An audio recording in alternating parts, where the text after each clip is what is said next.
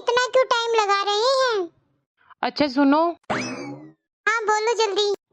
तो जब वो आए उन लोगों को संभाल लेना तुम। ठीक है, पर मुझे भी थोड़ा जल्दी जाना था आज तो। अच्छा वो क्यों? अरे मेरी सहेली है ना सीमा, उसकी सास की तबीयत थोड़ा ठीक नहीं है, बस उसी से मिलकर आना था मुझे। बेचारी बुढ़ापे में बड़ी परेशान है। ठीक है। ठीक है, मैं बाहर देख लेती हूँ कि सारा सामान मैंने रख दिया कि नहीं। हाँ हाँ ध्यान से देखना, कभी कुछ छूट ना जाए। जी पिताजी, मैंने आपका सारा सामान निकाल कर रख दिया है इस बैग में, और अभी आते ही होंगे वो लोग। और हाँ पिताजी, एक बात और आपको उनकी हर बात का जवाब हाँ में ही देना है, याद रहेगा ना आपको? ठीक है बहू। हाँ तुमने बता दिया ना पिताजी को सब? हाँ समझा तो दिया है, अब पता नहीं कितना दिमाग चलेगा इनका। डोरबेल बज गई है, लगता है आ गए हैं वो लोग। ठीक है मैं देखता हूँ। सुमन मैडम आई है उधर से। हाँ मैं आई हूँ वहाँ से। नमस्ते अंकल। नमस्ते बेटा, मैंने तो उम्मीद ही नहीं की थी कि इतनी यंग लड़की उधर से आएगी। जी हाँ, मैं ही आई हूँ वृद्धाश्रम से। हाँ हाँ आप बैठिए ना। जी मैंने पिताजी का सारा सामान पैक कर दिया है, जिन जिन चीजों की इनको जरूरत है। दरअसल हम लोग चाहते थे कि पिताजी हमारे साथ रहें, पर क्या करें, इनकी इतनी इनकम भी तो नहीं है ना, जो इतनी महंगाई में हम बुजुर्ग लोगों के साथ अपना गुजारा कर सके। क्या करें, इनकी सैलरी पर इतना होम लोन है और बाकी लोन्स भी हैं जो अब तक क्लियर ही नहीं हुए हैं, बस इसीलिए।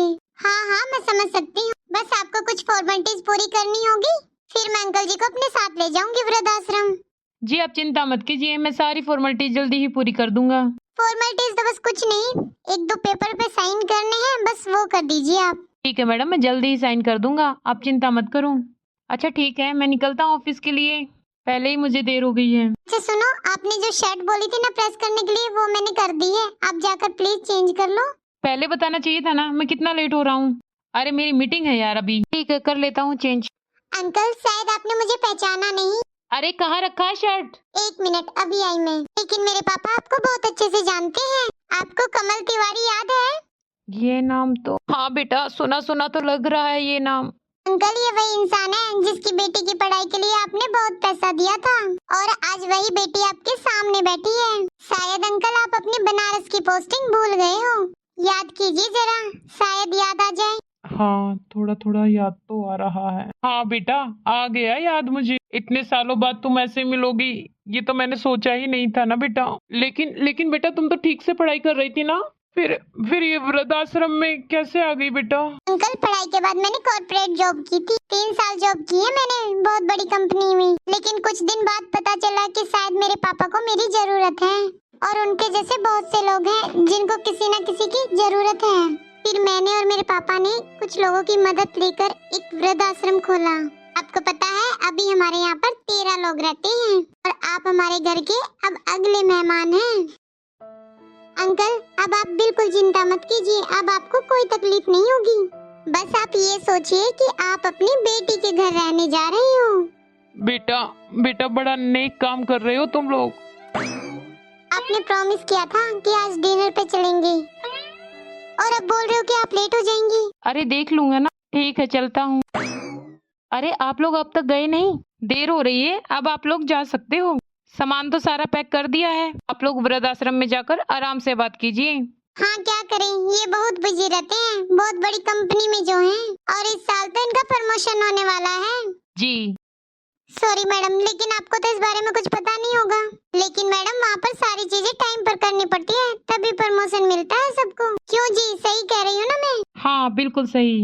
माफ कीजिएगा, लेकिन मुझे अंकल से बहुत दिनों से मिलना था, लेकिन इस तरह से मिलूंगी ये नहीं सोचा था मैंने। जब वृद्धाश्रम के लिए अंकल का नाम सुना तो मुझसे रहा नहीं गया, इसीलिए मैं खुद उनको लेने आई हूँ। हाँ मेरे पापा भी आने वाले थे, लेकिन उनको थोड़ा काम था ना, इसलिए नहीं आ पाए वो आज। और वैसे भी अब तो अंकल हमारे साथ ही रहेंगे।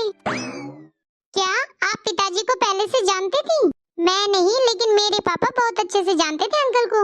एक टाइम था जब मेरे पापा के पास बहुत पैसे की कमी थी, बहुत बुरे टाइम से गुजर रहे थे वो, तब अंकल ने हमारी बहुत मदद की थी, और मेरी पढ़ाई का सारा खर्चा अंकल ने उठाया था। अच्छा है तुम्हें इनका एहसान चुकाने का मौका जो मिल रहा है, और वैसे भी तुम्हें देखकर नहीं लग रहा है कि तुम कोई बड़ा भी काम कर सकती हो। एक वृद्ध आश्रम ही तो चलाओगी। बेटा ये क्या कह रहे हो तुम?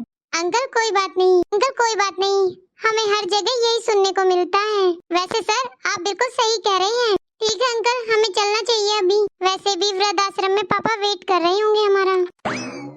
एक मिनट सर, आपने मेरे बारे में कुछ कहा है तो मैं भी कुछ कह ही देती हूँ। सर मैंने MBA मार्केटिंग में किया है और 3 साल एक बहुत बड़ी कंपनी में जॉब की है, और मुझे मेरी कंपनी में 3 सालों में 2 बार प्रमोशन मिला है। और अगर आज मैं जॉब कर रही होती तो शायद आपकी बॉस होती मैं, लेकिन मुझे अपनी लाइफ में कुछ अच्छा करना था, इसीलिए शायद भगवान ने मुझे मौका दिया है बूढ़े बेसहारा लोगों की मदद करूँ। चले अंकल। एक बात और, मेरे पापा और अंकल जहाँ पर फर्स्ट टाइम मिले थे वो एक अनाथ आश्रम था, क्योंकि उस टाइम मेरे पापा एक अनाथ आश्रम चलाते थे और अंकल वहाँ पर एक लड़का गोद लेने आए थे। आपको पता है आगे जाकर उन्होंने उसका नाम संजय रखा था। यानी आप। चले अंकल। ये मैंने क्या कर दिया? जो मुझे अनाथ आश्रम से लेके आए मैंने उन्हें ही वृद्धाश्रम में भेज दिया। मुझसे बहुत बड़ी गलती हो गई।